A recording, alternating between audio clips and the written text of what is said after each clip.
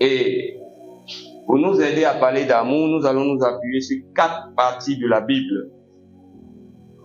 Nous allons lire Apocalypse 2, le verset 4.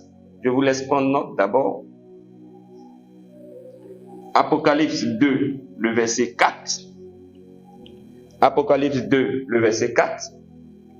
Ensuite, vous prenez note sur Matthieu 22, le verset 36 au verset 38. Matthieu 22, le verset 36 au verset 38. Matthieu 22, le verset 36 au verset 38. Après, vous prenez Luc 10, le verset 40 à 42. Luc 10, le verset 40 à 42. Luc 10, le verset 40 à 42. Et enfin, vous allez prendre Luc 7, le verset 47. Luc 7, le verset 47. Luc 7, le verset 47. Alléluia. Donc nous allons lire successivement ces 4 points de la Bible. Apocalypse 2, le verset 4 va nous dire la chose suivante.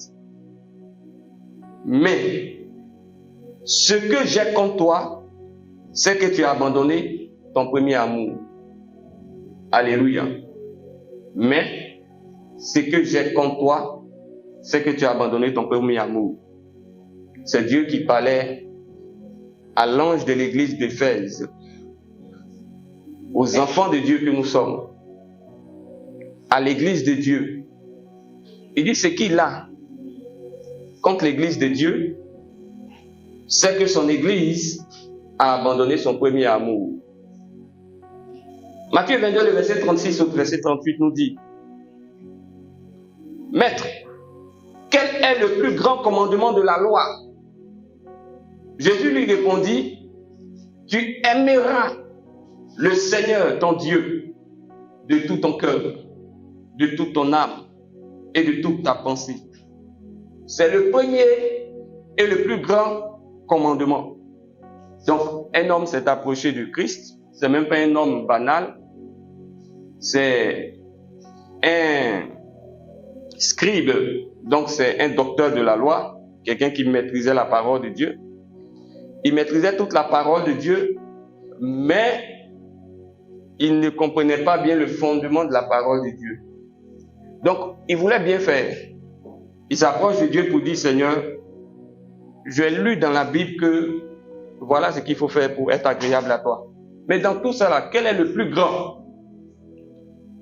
Et Jésus lui dit: le plus grand dans tout ça, c'est que tu dois aimer le Seigneur, ton Dieu, de tout ton cœur, de toute ton âme, de toute ta pensée. Et Dieu dit: c'est le premier et le plus grand. Luc 10, le verset 40 à 42. Je lis la parole de Dieu. Marthe, occupé à divers soins domestiques, survint et dit: Seigneur, cela ne te fait-il rien que ma sœur me laisse seule pour servir? Dis-lui donc de m'aider. Le Seigneur répondit à Marthe: Marthe, Marthe, et Marie a choisi la bonne part qui ne lui sera point ôtée. Dans ce passage, il s'agit de Marthe et de sa sœur Marie. Marthe reçoit le Seigneur Jésus, et comme le Seigneur là, elle est affairée, elle veut préparer, elle veut arranger la maison, laver les assiettes, parce que le Seigneur est dans sa maison. Et pendant qu'elle est en train de travailler durement, sa sœur, qui entre guillemets ne veut rien faire, s'assoit au pied de Jésus-Christ, elle écoute Jésus-Christ et elle ne travaille pas. Et sa sœur Marthe vient pour dire: mais Seigneur, toi aussi il faut regarder. Pendant que moi je me débrouille pour te donner à manger, elle est en train de t'écouter. Dis-lui de venir m'aider un peu. Et puis le Seigneur va lui dire: quand tu te fatigues, pourquoi? Ce qu'elle est en train de faire, c'est ça qui est le meilleur. Et ce qu'elle fait là, ça ne sera point ôté. Alléluia. Le dernier passage de Luc 7, le verset 47, va nous parler d'une femme qui était en fait une pécheresse qui s'approche de Jésus-Christ. Elle s'est approchée avec des larmes. Et après un certain nombre de choses qui se sont produites, Jésus va déclarer cette parole sur sa vie. Il va dire, c'est pourquoi, je te le dis, ses nombreux péchés ont été pardonnés. La partie qui nous intéresse, là, voilà. Car elle a beaucoup aimé, mais celui à qui on pardonne peu, aime peu. Donc c'est une femme dont Dieu a vu qu'elle avait un grand amour pour lui. Ça veut dire qu'on peut avoir un grand amour pour Dieu, comme on peut avoir un petit amour pour Dieu. Alléluia. Mon thème ce matin, comme je vous l'ai dit, c'est mon premier amour. Chacun de nous a son premier amour. Et donc ce matin, ces 4 pans de la Bible que nous avons lus vont évoquer le sujet de l'amour. Ce matin, on parlera d'amour. De manière précise, on va parler de la relation d'amour. Donc, il ne s'agit pas de la relation d'amour qui va lier un homme à une femme dans le but de faire un foyer, ou de la relation d'amour qui va lier un homme à une femme dans le but ou bien un homme, des hommes entre eux dans le but de construire une activité. Non, c'est une relation d'amour qui va mettre en lien Jésus-Christ et puis ses enfants. Donc quand je parle de mon premier amour, il s'agit de ta relation avec Jésus-Christ. Dis Amen. Amen. Alléluia. Et dans cette relation, dans ta relation avec Dieu, dans ma relation avec Dieu, Dieu a la possibilité de jauger, de peser, d'évaluer la quantité d'amour que nous avons pour lui et la qualité de l'amour que nous avons pour lui. Donc, de manière normale, je ne peux pas dire que mon fils Isaac est là parce que je le vois à l'église. Il aime Dieu. Ce n'est pas parce que nous venons à l'église que nous aimons Dieu. Ce n'est pas parce que je tiens le micro que j'aime Dieu plus que toi. Ce n'est pas parce que je prêche la parole que ma qualité d'amour est appréciée par Dieu plus que toi. Le seul qui jauge, le seul qui évalue, le seul qui juge la qualité et la quantité d'amour qu'on a pour lui, c'est Dieu lui-même.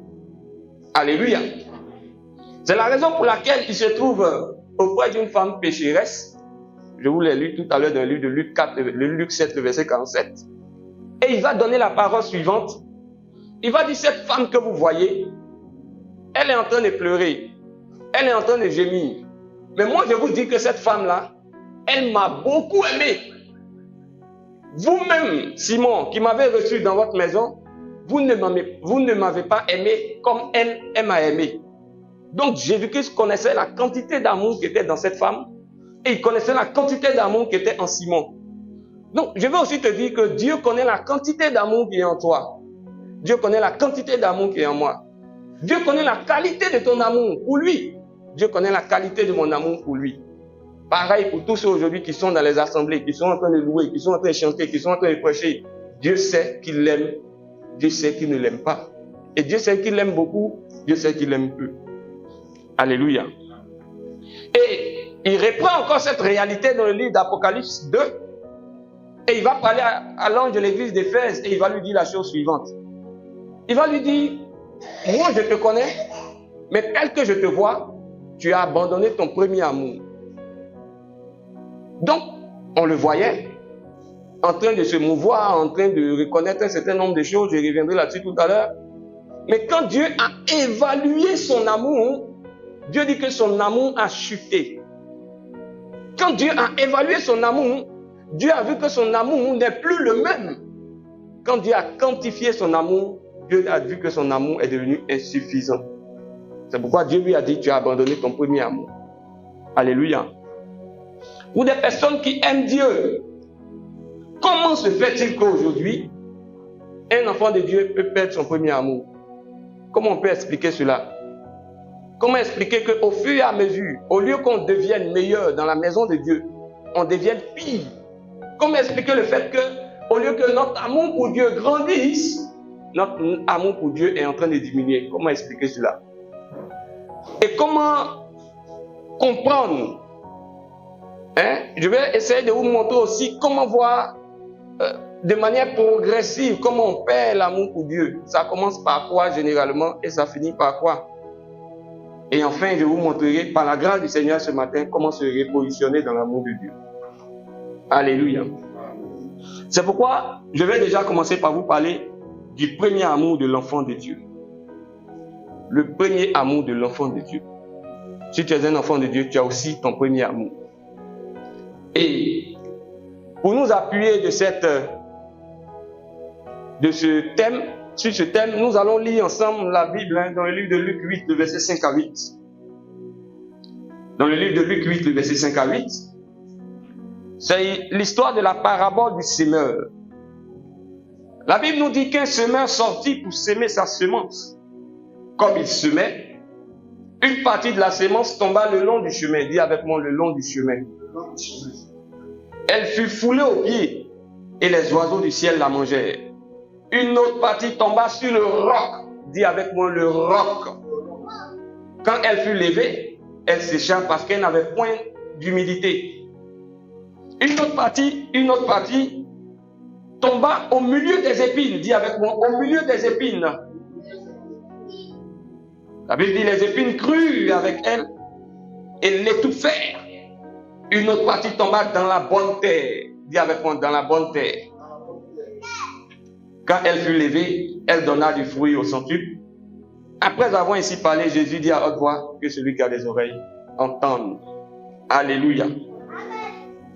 En fait, ces 4 types de terre, la Bible dit que Dieu va nous prendre une parabole pour essayer de nous symboliser la vie de l'homme. Et il dit la vie de l'homme ressemble à quoi? À ces différents types de terre. Donc, il y a différents types de terre, mais en réalité, ces différents types de terre représentent différents types de personnes. Donc, ces 4 types de terre, tu as forcément une partie à l'intérieur. Tu es forcément représenté par une partie. Amen. Et donc, Dieu va nous dire quels sont ces différents types de terre. Le premier type de terre, la Bible dit, c'est ceux qui sont comme le long du chemin. Donc, c'est la terre qui est le long du chemin. Donc, le premier type de personnes, le premier type de terre, c'est ceux qui sont comme le long du chemin. Vous voyez, qui sont ceux qui sont comme le long du chemin? Ou qui sont ceux qui sont sur le chemin? Ceux qui sont sur le chemin ou comme le long du chemin, ce sont des personnes qui n'ont pas véritablement d'amour pour Dieu. Alléluia. Parce que vous voyez, quand on met quelqu'un sur le chemin, c'est quelqu'un qui est toujours de passage. Donc Dieu dit, parmi ceux qui viennent à lui, il y a des personnes dont la vie ressemble à ceux qui sont le long du chemin. Ce sont des personnes qui ne sont pas véritablement venues parce qu'elles aiment Dieu, mais ce sont des personnes qui sont des passages dans la maison de Dieu. C'est pourquoi elles sont le long du chemin. Alléluia. Donc quand elles viennent à Dieu pour obtenir quelque chose. Une fois qu'elles obtiennent quelque chose, elles disparaissent de la maison de Dieu. Parce qu'elles sont comment? Le long du chemin. Donc ceux qui sont le long du chemin sont des personnes qui ne sont pas stables dans leur amour pour Dieu, parce que cet amour pour Dieu n'a jamais existé.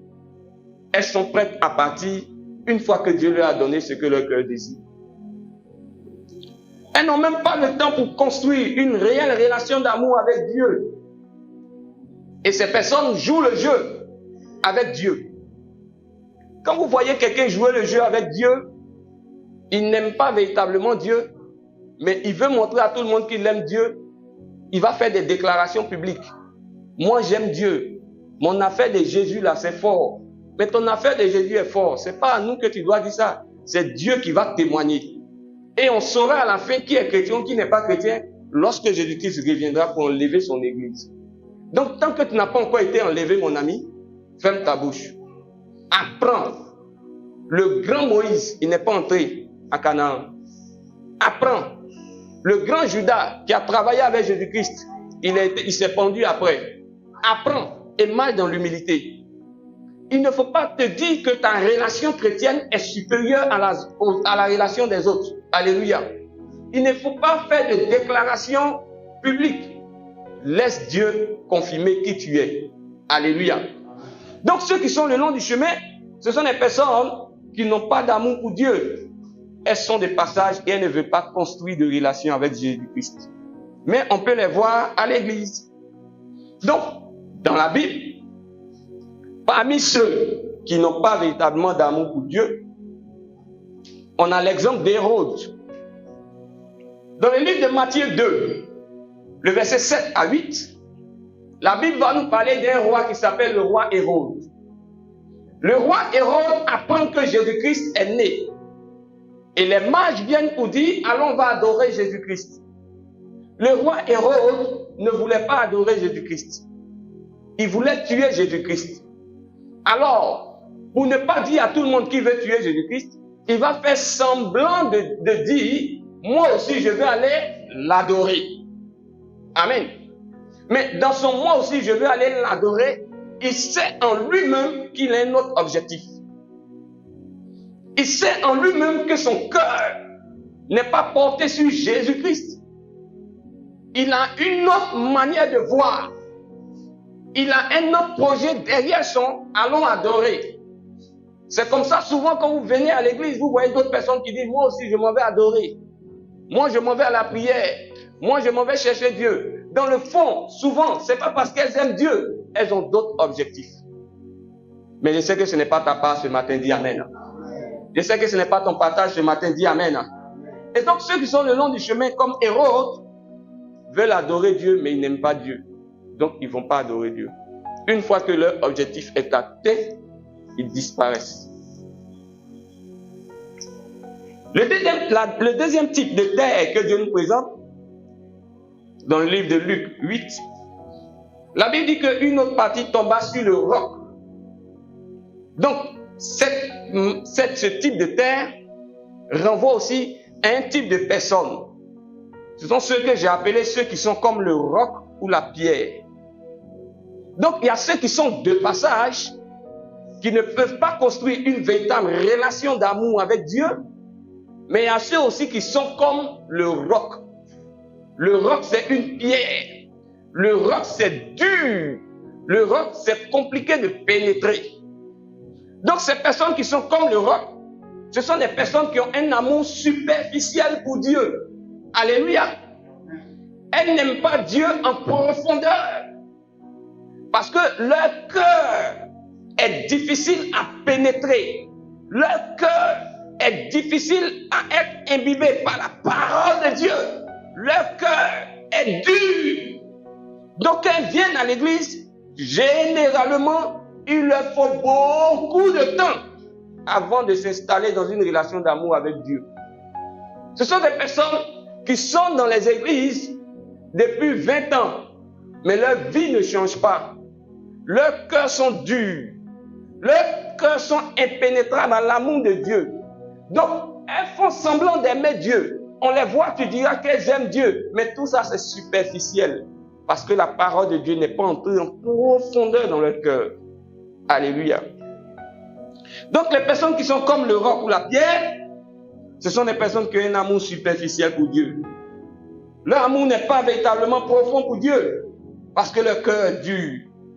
L'amour de Dieu s'installe difficilement dans leur cœur. Ils sont résistants à l'amour de Dieu. Il leur faut généralement une longue période avant de se décider. Parmi ces personnes dont le cœur est véritablement dur, on peut citer Judas, lui qui a trahi Jésus-Christ. Il a marché avec Jésus. Il a vu Jésus guérir des malades.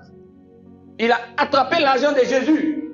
Mais dans tout le temps qu'il a fait avec Jésus-Christ, il n'a pas véritablement aimé Jésus-Christ.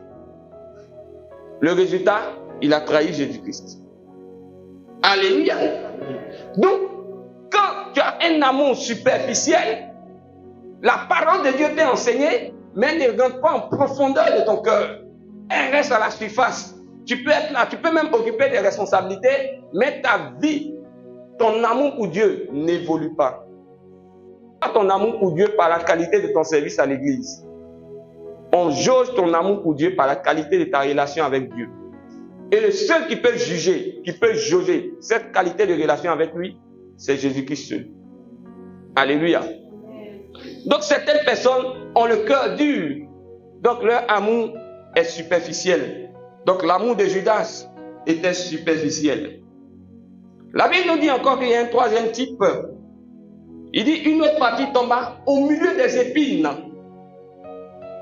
Ce sont ceux qui Donc, ce sont ceux que j'ai appelés ceux qui sont comme la terre au milieu des épines.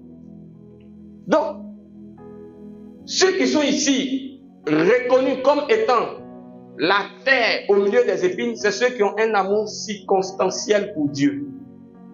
Les premiers n'ont pas d'amour pour Dieu. Les seconds ont un amour superficiel. Ça veut dire qu'ils n'aiment pas Dieu en profondeur. Mais les troisièmes, ils ont un amour circonstanciel. Ils aiment Dieu quand tout va bien. Mais quand il y a les difficultés, ils abandonnent Dieu. Quand il y a les problèmes, ils renient Dieu. Quand il y a les soucis, ils disent qu'ils ne sont plus chrétiens. Mais tant que Dieu les bénit, Jésus est Seigneur, Jésus est Dieu. Mais quand il y a les difficultés, c'est là on se souvient que, on est chrétien, mais nous-mêmes, on a un arrière-plan, on est africain. C'est là qu'on retourne à ce qu'on a voulu. Ceux qui sont comme la terre au milieu des épines, ce sont les hommes qui ont un amour circonstanciel pour Dieu. Ces personnes à la base, elles aiment Dieu, mais elles sont prêtes uniquement à l'aimer quand tout va bien. Dans les années 90, et c'est que les plus anciens connaîtront cette chanson, le monsieur chantait « Quand tout va bien chez l'homme, il s'en fout de Dieu. Quand tout va mal, il dit bien « Oh Dieu, oh Dieu. » Alléluia. Bon, lui, il est païen. Donc, quand tout va bien, il s'en fout. Mais quand tout va mal, il dit Dieu, Dieu, Dieu, Dieu. Mais c'est pas le même exemple, mais bon. Ceux qui sont comme la terre au milieu des épines, il y a des épines qui les entourent. Donc leur amour va dépendre des temps.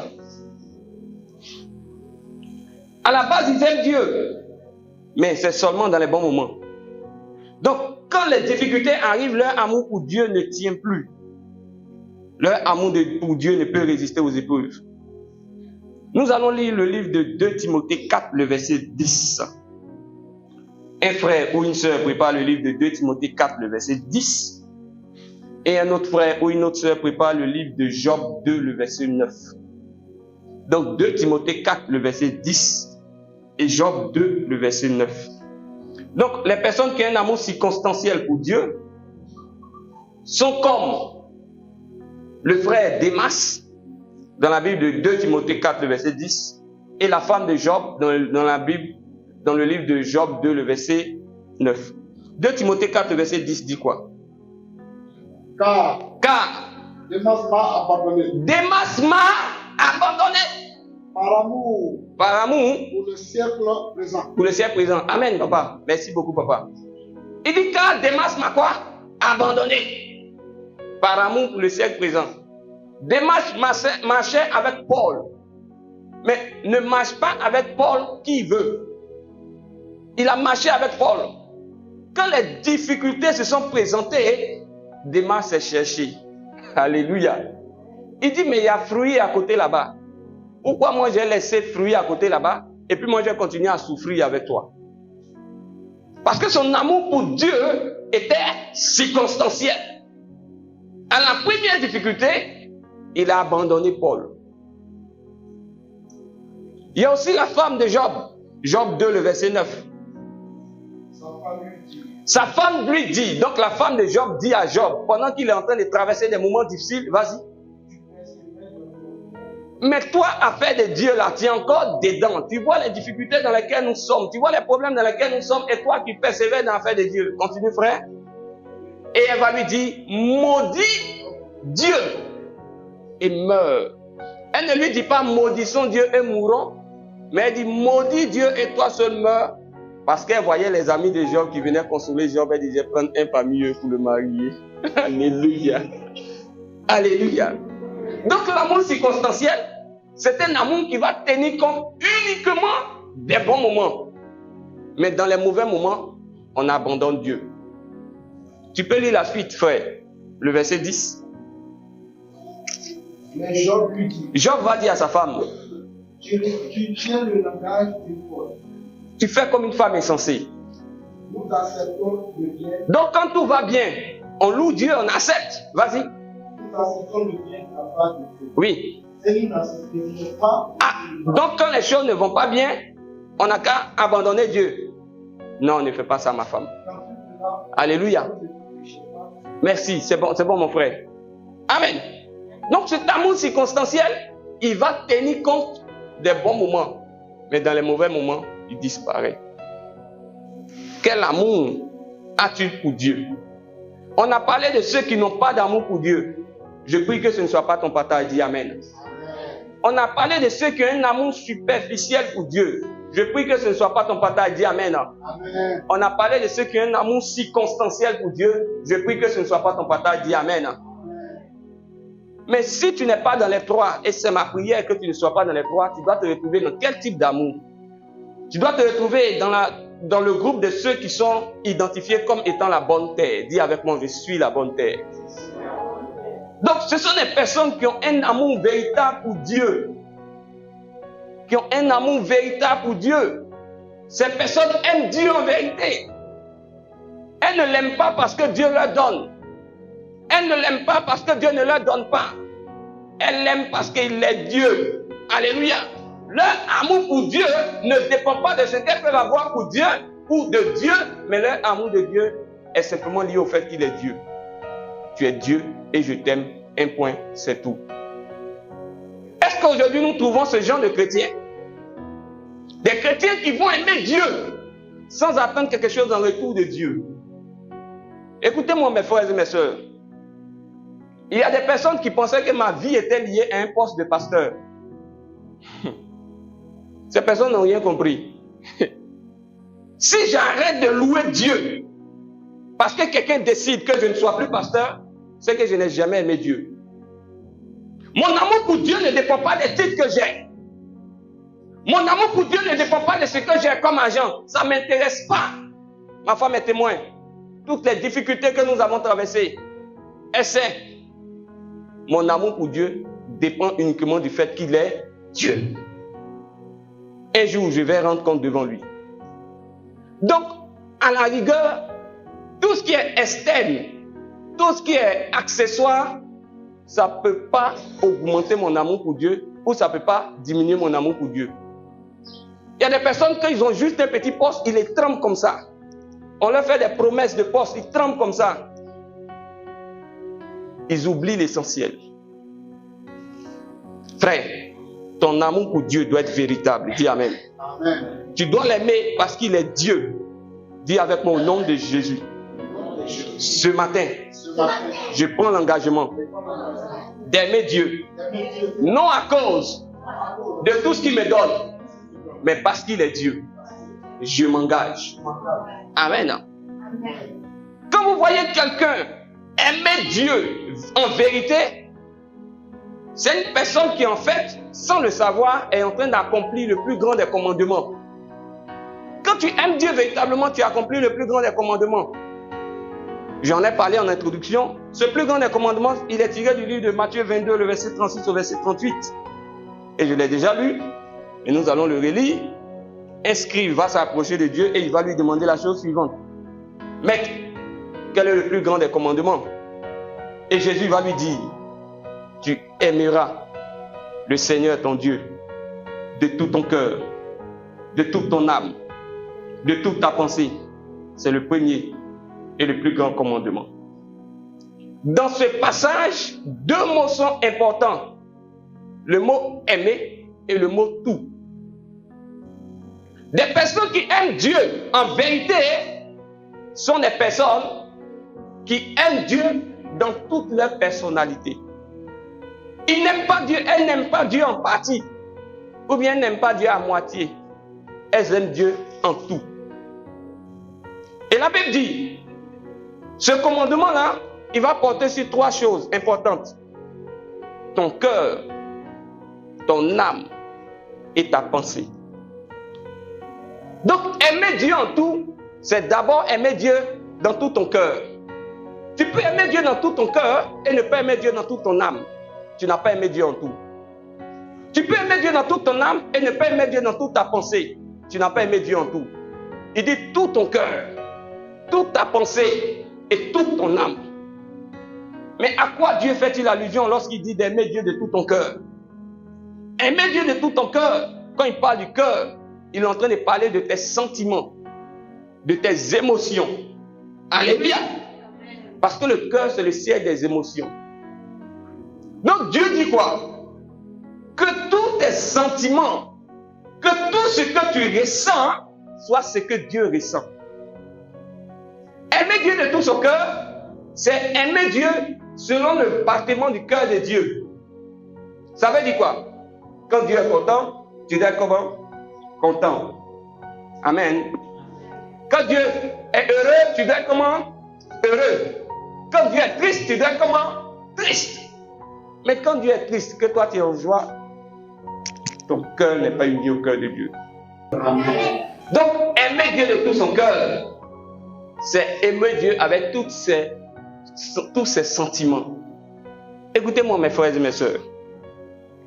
Beaucoup de gens se trompent. Tu es dans une assemblée. Tu vois ton frère, son cœur saigne. Mais toi, tu es dans la joie. Et tu dis quoi? Comme ce n'est pas mon cas, donc il n'y a rien. Tu n'as pas vraiment aimé Dieu de tout ton cœur. Parce que si tu avais aimé Dieu de tout ton cœur, tu allais comprendre que la seule insatisfaction d'un seul de ses enfants fait que Dieu ne peut pas être heureux entièrement. Donc si le cœur de Dieu n'est pas heureux et que ton cœur est heureux, tu n'es pas en train d'aimer Dieu de tout ton cœur. Ton cœur et le cœur de Dieu ne sont pas. Il dit d'aimer Dieu de toute son âme. Dans le mot âme, il y a notre personnalité, il y a notre intelligence. Dans le mot âme, il y a notre volonté. Quand Dieu dit d'aimer Dieu de toute son âme, il est en train de dire d'aimer Dieu de manière volontaire. Dans toute ta volonté.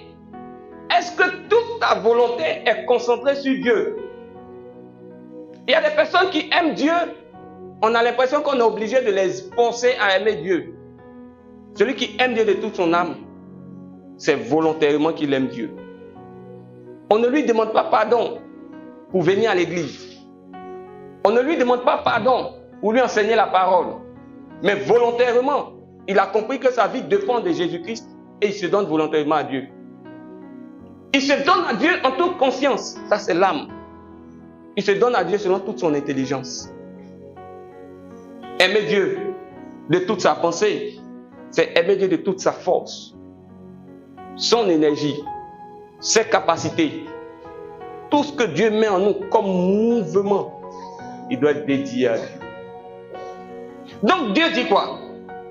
Il faut avoir un amour qui va être porté sur quoi? Qui va remplir tout notre cœur, toute notre âme et toute notre pensée. Bien, ce sont ces personnes-là qui ont en fait un véritable amour pour Dieu. Et ce sont ces personnes-là qui placent l'amour de Dieu au-dessus de tout. Donc, ce sont aussi ces personnes-là qui, lorsqu'elles ont placé Dieu, l'amour de Dieu au-dessus de tout, on dit qu'elles ont un premier amour. Donc, ton premier amour n'est pas un amour banal.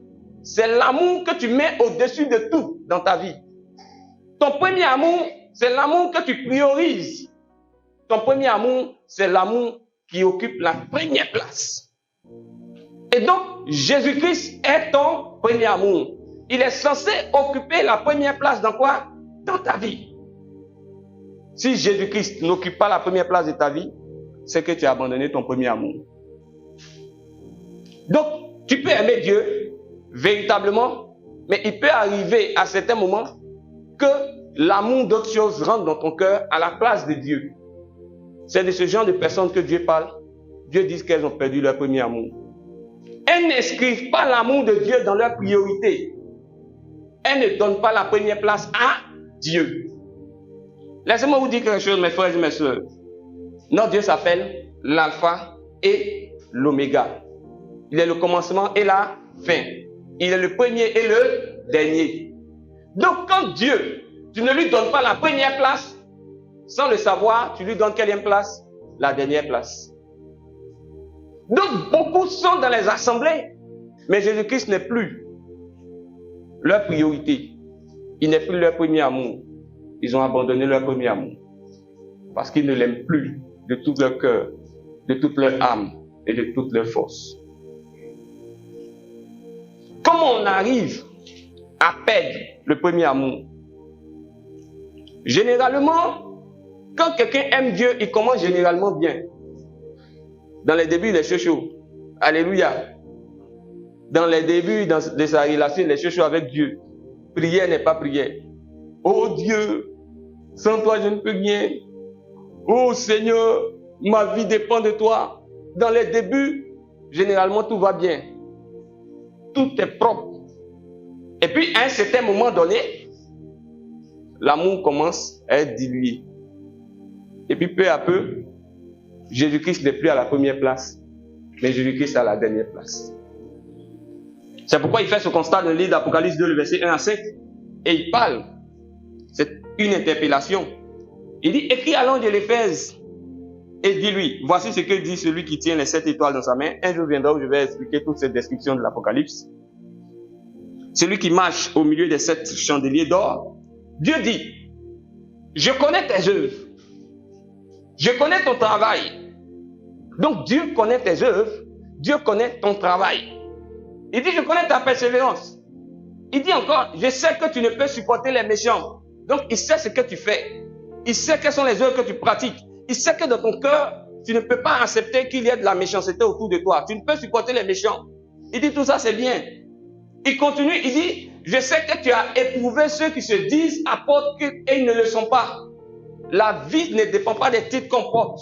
La vie dépend de ce que tu fais. Si ce que tu fais n'est pas en conformité avec ton titre, ça ne sert à rien de dire, voilà ce que je suis.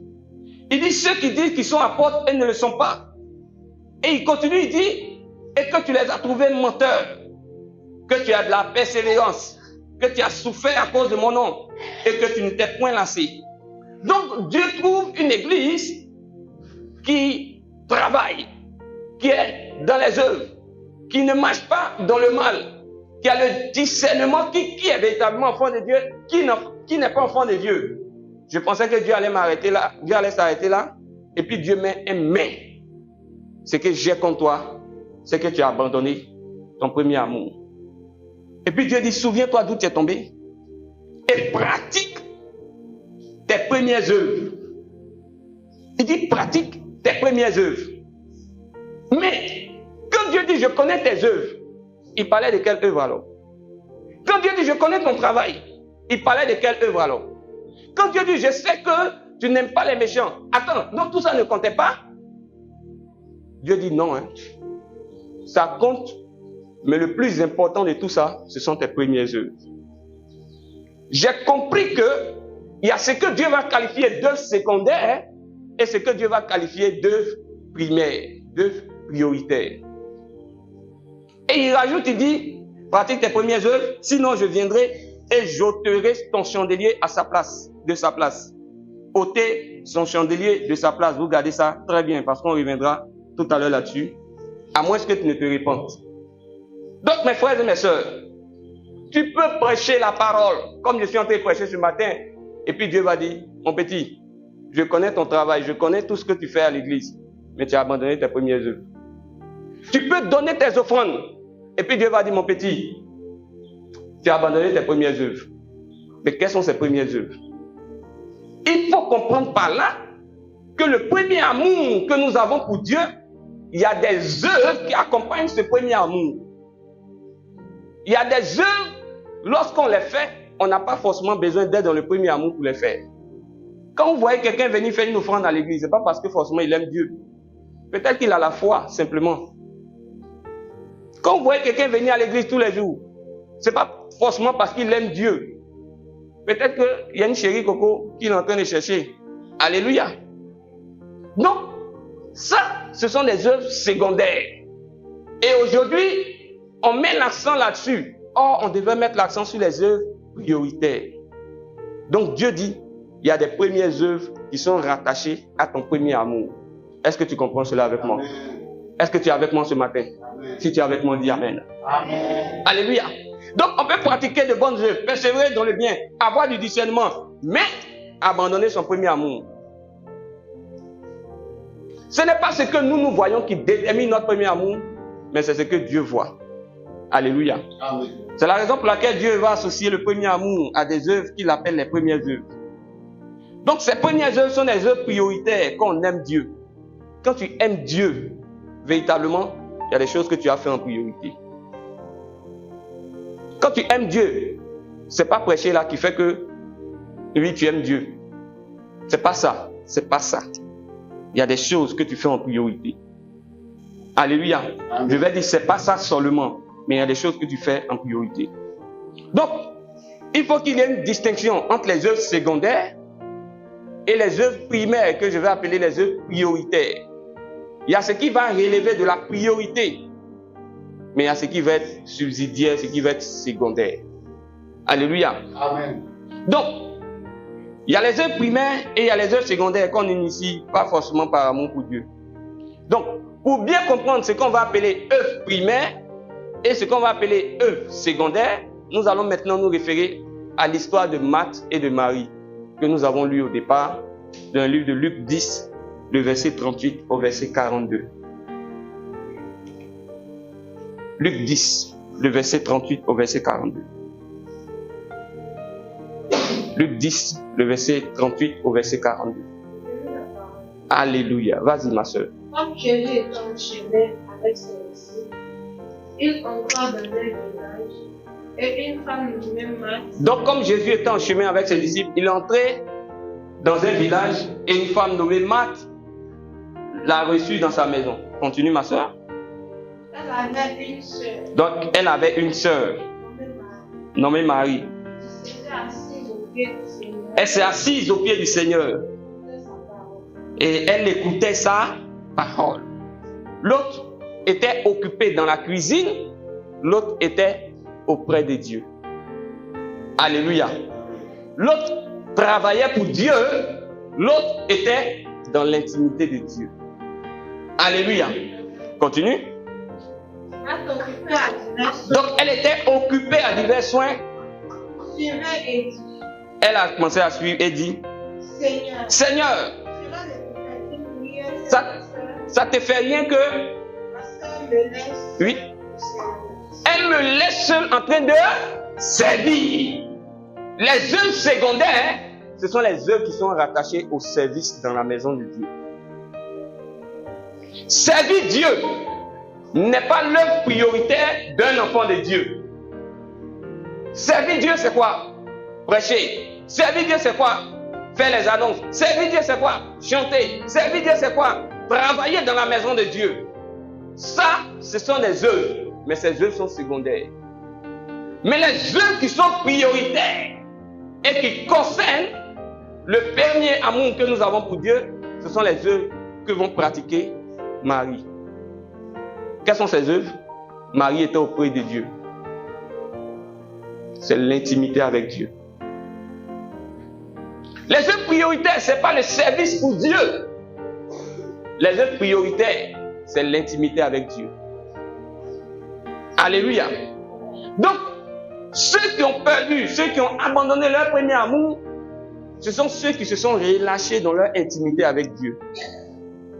Ce sont des personnes, nous les voyons à l'église, en train de faire beaucoup de choses à l'église, mais elles n'ont aucune vie de prière. Elles n'ont aucune vie de méditation. Elles n'ont aucune vie d'intimité avec Dieu.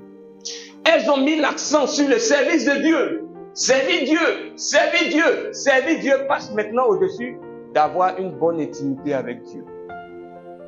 À quoi ça sert que je vienne vous prêcher la parole de Dieu si moi-même je ne trouve pas un temps pour être dans la présence de Dieu? À quoi ça sert de venir à l'église, faire tout, la décoration, mais si nous n'avons pas un temps pour être dans la présence de Dieu? Nos premières œuvres que Dieu attend de toi, que Dieu attend de moi, qui montrent véritablement que nous avons un premier amour pour lui, ce sont ces œuvres qui vont consister pour nous à être dans son intimité, dans sa présence, dans la prière, dans la méditation. Perdre ses premières œuvres, perdre son premier amour, c'est placer le service de Dieu au-dessus de la relation avec Dieu. C'est placer le travail de Dieu au-dessus de l'intimité avec Dieu. Quelle est ta relation d'intimité avec Dieu ce matin? Combien de temps que tu consacres dans la prière où tu es seul avec Dieu? Combien de temps consacres-tu dans la méditation? Est-ce que tu médites véritablement la parole de Dieu aujourd'hui? Ou bien tu ne fais que te résumer, tu ne fais que rester sur les réseaux sociaux en train d'écouter les messages des hommes de Dieu? On ne lit plus la Bible. On ne médite plus. Parce que méditer la parole de Dieu, c'est devenu un exercice difficile pour nous. Mais être dans la maison de Dieu, faire la décoration, bouger, on fait comme Matt. On est en train de faire beaucoup de choses, mais l'essentiel, on le met de côté. C'est pourquoi Dieu dit que son église a abandonné son premier amour. On ne prie pratiquement plus, personnellement. On n'a plus de programme intime de prière. Les seuls temps de prière que nous avons, c'est quand on se retrouve en assemblée. Prier quand on doit manger, ce n'est pas de ça qu'il s'agit. Ou bien prier quand on doit dormir, ce n'est pas de ça qu'il s'agit. Bien, mes frères et mes sœurs, je vous prends un exemple simple. Supposons que nous ayons un mari qui, lui, il nous a mariés. Il dit, il est notre mari. Donc, il nous a quoi? Mariés. Le matin, il vient. Bonjour ma femme. Tiens ton argent de marché. Au revoir. Ils sont au travail, il revient le soir. Les enfants ont mangé. Toi-même, tu as mangé. Et ma nourriture. Il finit de manger. Au revoir, je m'en vais au travail. Ils sont encore au travail, il vient. Ma femme, est-ce que l'argent qu'elle t'a donné, ça suffit? Oui. Tu rentres à quelle heure? 20h. Il vient à 20h. Merci pour ma nourriture. 20h30. Au revoir. Est-ce qu'il est vraiment dans un foyer? Parce que ce qui va faire qu'il est vraiment en couple avec une femme, c'est ce qui va se passer dans l'intimité avec sa femme. Les échanges, la communion, les mots. Mais tout ça, on a perdu ça. Et je vous dis, mes frères et mes sœurs, dans toutes les assemblées où on va passer aujourd'hui, il y a des personnes, quand vous allez les voir faire louange là, tu as pensé qu'il a une bonne intimité avec Dieu. Il danse jusqu'en sueur là, ça coule comme ça. Il tombe là-bas. Et puis Dieu le regarde, Dieu dit, voilà quelqu'un qui a abandonné son premier amour. Et puis Dieu dit, tu as chuté. Si tu ne te répands pas, je vais venir enlever ton chandelier. Je vous expliquerai cela tout à l'heure. Mes frères et mes sœurs, ne commettons pas l'erreur d'être des chrétiens qui ont perdu leur premier amour. Pratiquons nos premières œuvres, que sont la prière et la méditation. Trouvons des temps dans la journée. Regardez, hier, on a regardé combien de temps on a. Il y a 2 matchs de football. Côte d'Ivoire a commencé à jouer à partir de 17h. Après le match de Côte d'Ivoire à 17h, ils ont joué jusqu'à 20h. Après encore, l'autre match de 20h jusqu'à 22h, 23h, penalty. Donc de 17h à 20h, c'est 3h. De 20h à 23h, c'est 6h. 6 heures de temps, on est là devant un écran. Pourtant, Dieu nous attend dans sa présence. Toute la journée, on a nos portables sur nous. WhatsApp, Facebook, Instagram. On ne fait qu'en train de défiler. On défile. Pourtant, Jésus-Christ est là, il nous attend dans l'intimité. Dieu dit de retourner à ton premier amour. Dis à celui qui est à côté de toi, retourne à ton premier amour. Jésus t'attend dans la prière. Jésus t'attend dans son intimité. Jésus t'attend dans la méditation. Donc ceux qui ont abandonné leur premier amour, alléluia. Donc il ne faut pas se relâcher dans la vie de prière, dans la vie de méditation et même dans la vie de jeûne. Que le Seigneur te fortifie. Amen. Donc, comment on arrive à se relâcher? Ça ne se fait pas tout d'un coup. C'est doucement que ça se fait. Ça va aller doucement. On va négliger un petit temps de prière et puis après, doucement, finalement, on a perdu notre premier amour. C'est pourquoi nous allons essayer de nous inspirer de la vie d'un homme de Dieu qu'on appelle le sacrificateur Élie. Le sacrificateur Élie a perdu son premier amour pour Dieu et finalement Dieu l'a rejeté. Comment il est arrivé à perdre ce premier amour? Ça s'est installé progressivement. Je vais vous expliquer ça. Je ne vais pas lire tous les points de la Bible, mais je vais vous donner les références. Et nous allons prendre note. Vous allez voir tout ça dans le livre de 1 Samuel 2, le verset 22 à 34. 1 Samuel 2, le verset 22 à 34. 1 Samuel 2, le verset 22 à 34. Et 1 Samuel 3, le verset 1 à 3. 1 Samuel 3, le verset 1 à 3 et le verset 18. Bien, mes frères, quand vous lisez ces différentes portions de la Bible, vous vous rendrez compte que le relâchement d'Élie est arrivé pas à pas. Prenons par exemple 1 Samuel 2, le verset 22 au verset 24. Si on peut le lire, ça va être bien. D'accord. Donc, papa, tu prépares 1 Samuel 2, le verset 29. Oui. Élie était fort âgé et il a pris comme ses fils agissaient à l'égard de Dieu. Donc, il était fort âgé. Ça veut dire quoi? Il était fatigué aussi. Amen. Vous savez, souvent, à force de rester à l'église, on se lasse de certaines choses. On sait que ce sont les mêmes choses. On va venir faire louange, on va venir faire adoration, on va venir prêcher, on finit. À un certain moment, il y a certaines choses qui nous lassent. On se fatigue. Donc, Élie était dans cette forme de fatigue spirituelle. Il était âgé. Vas-y, ma soeur. Il a pris aussi, Oui. il couchait avec les femmes. Il a appris que ses enfants ont commencé à faire de mauvaises choses dans le temple. Vas-y. Il s'assemblait Oui. à l'entrée de la tente. Qui se mettent même devant l'église, dans l'église, pour aller avec les femmes, pour faire de mauvaises choses. Continue. Il leur dit, Et voilà ce qu'il va leur dire. pourquoi faites-vous de telles choses? Mais mes enfants, pourquoi vous faites les choses comme ça? Moi, j'apprends de tout le peuple. Voilà ce que j'apprends, voilà ce que les gens du peuple me disent. Non, mes enfants. Non, mes enfants. Ce que j'entends dire Oui. n'est pas bon. Ce que j'entends dire n'est pas bon. Vous faites pécher le peuple. Vous faites pécher le peuple de l'Éternel. Bon, oui. Quelqu'un qui fait pécher le peuple de l'Éternel, qu'est-ce qu'on doit faire? On doit le sanctionner. Mais le relâchement commence quand nous commençons à tolérer le péché. Quand nous-mêmes, nos propres péchés, nous commençons à le cajoler. Nous commençons à le tolérer. Ça veut dire quoi? Si par exemple, j'avais une vie où je dois être régulier dans la dîme, quand je me rends compte que je ne suis plus régulier dans la dîme, je me donne moi-même les arguments pour me conforter de ma situation. Je tolère ce péché. Je m'amuse à le péché. Le relâchement commence quand on n'a plus peur du péché. Quand le péché ne nous dit plus rien. Quand le péché devient notre nourriture. Et qu'on le tolère.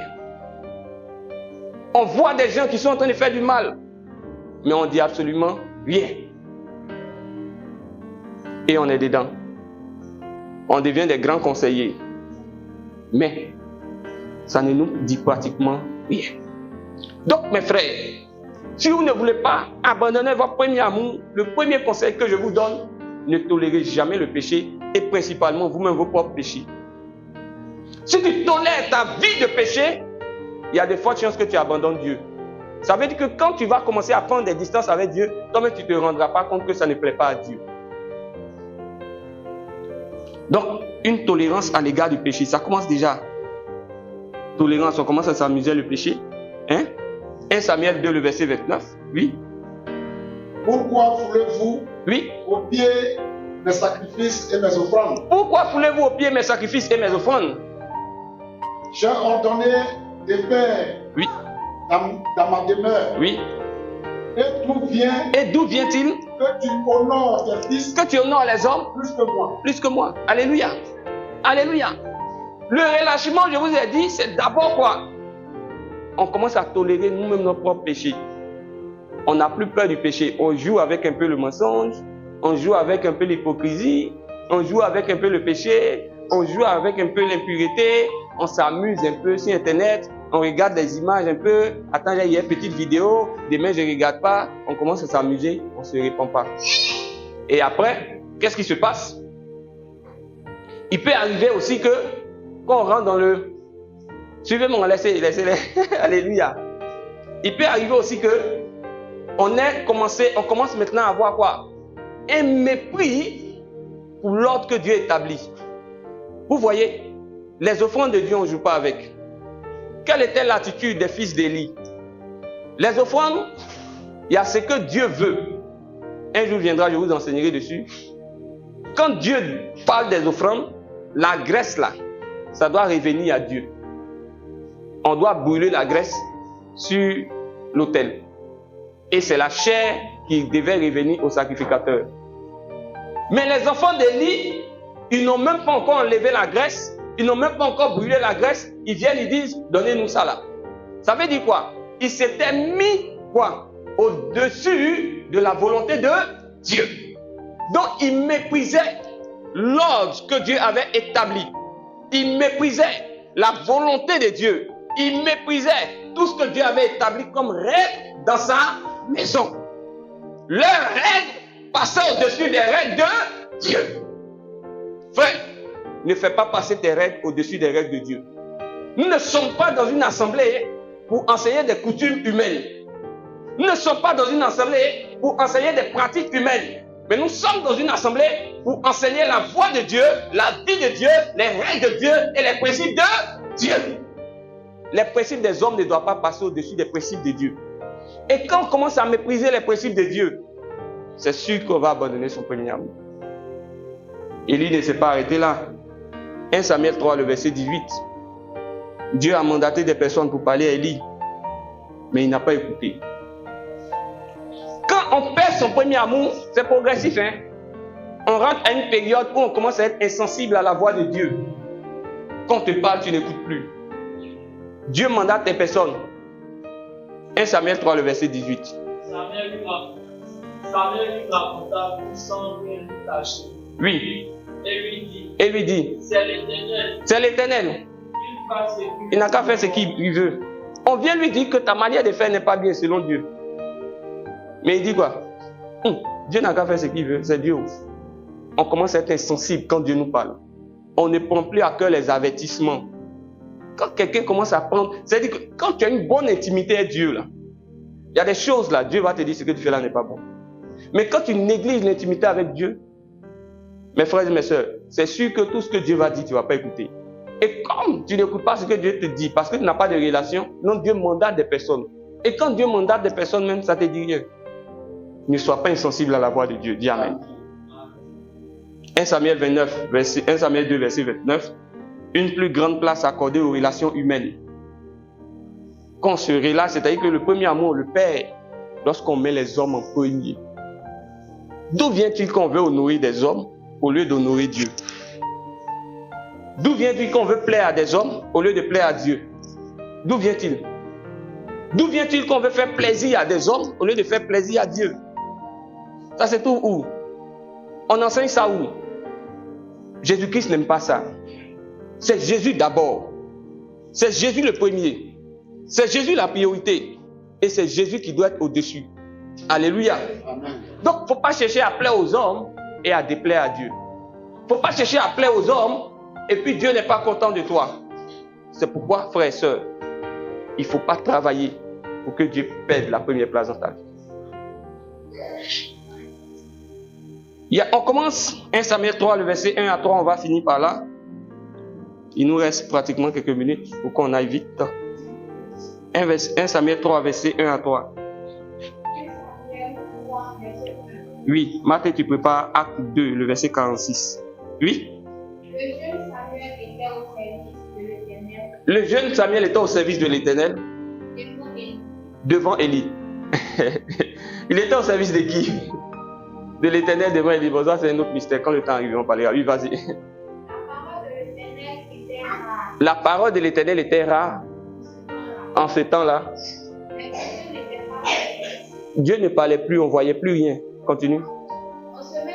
En ce même temps, pendant qu'il n'y a plus de vision, pendant qu'il n'y a plus d'orientation, pendant que la parole de Dieu est rare, pendant que Dieu ne se manifeste plus, en ce même temps,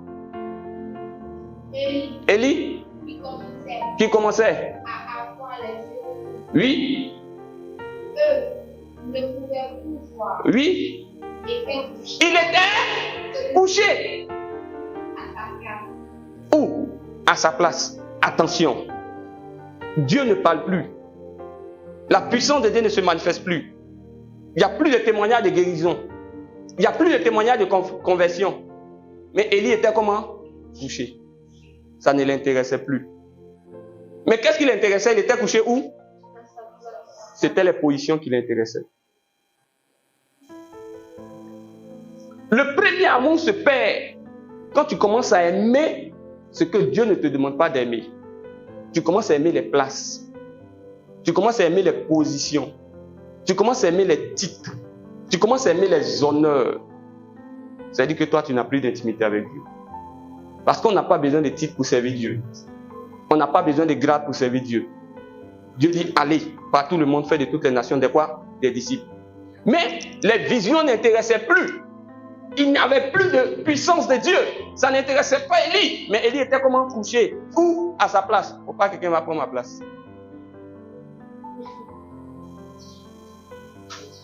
Que le désir d'avoir les positions dans la maison de Dieu quitte ton cœur au nom de Jésus. Dis Amen.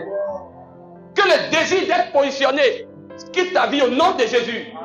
Que ton intérêt ne se porte pas sur les titres, sur les positions, sur les places dans l'église, mais que ton intérêt se porte sur la volonté de Dieu. Pendant que Élie était couché à sa place, vas-y. On dit quoi? La lampe de Dieu.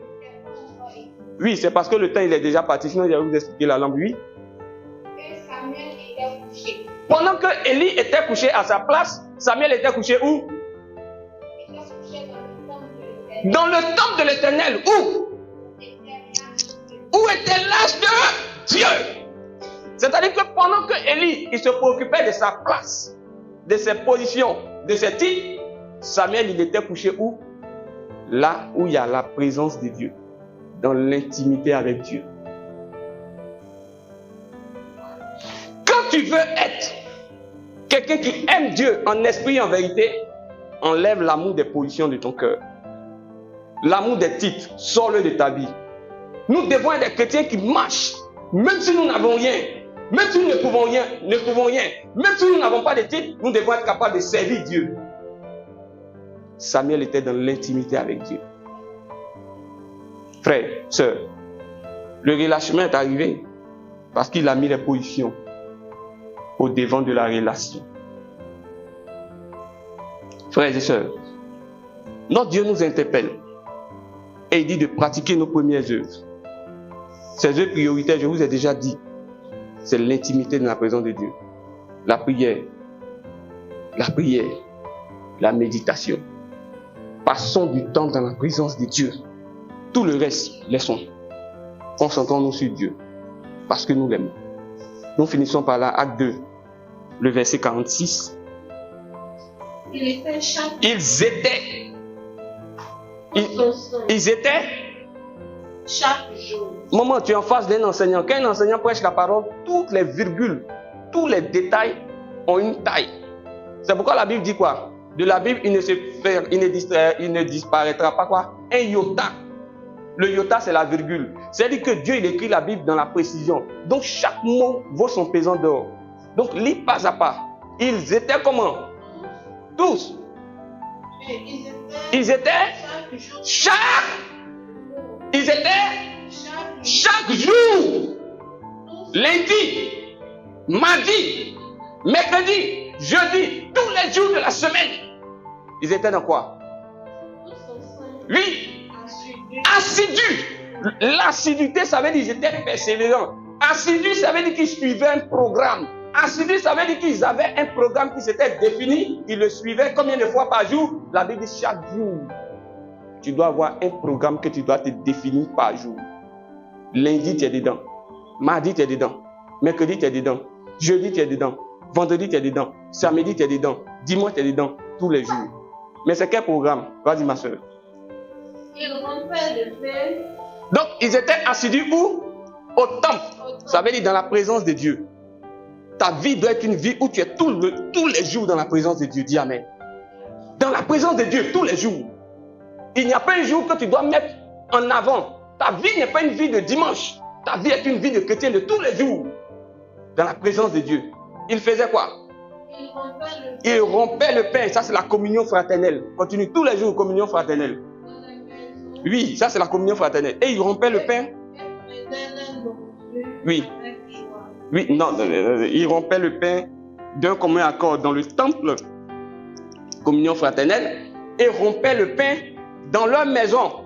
Ça, c'est la communion personnelle avec Dieu. Donc, il y a la communion avec tes frères et tes sœurs en Christ. Appeler, saluer, est-ce que l'autre va bien? Mais ne néglige jamais ta communion personnelle avec Dieu. Tous les jours, chaque jour, communion avec Dieu. Continue, ma sœur. Et prenez la nourriture avec joie. Et ils étaient comment? En joie. En joie et simplicité. Oui. Ça veut dire quoi? Ils étaient dans cette communion, pas parce qu'on les forçait. Est-ce qu'on doit te forcer pour te donner des jours de jeûne? Ça doit être naturel. Ça doit venir de ton cœur. Parce que tu aimes Dieu de tout ton cœur, de toute ton âme et de toute ta force. Que le Seigneur te bénisse. On va prier le Seigneur ce matin. Tu vas dire avec moi, Seigneur Jésus, ce matin, je t'implore, ô Dieu, accorde-moi la grâce d'être répositionné dans ton amour. Seigneur Jésus, que mon cœur, que mon âme, que ma force, que toutes mes pensées soient orientées vers ton amour. Pardon, parce que j'ai abandonné ma vie de prière, ma vie de méditation.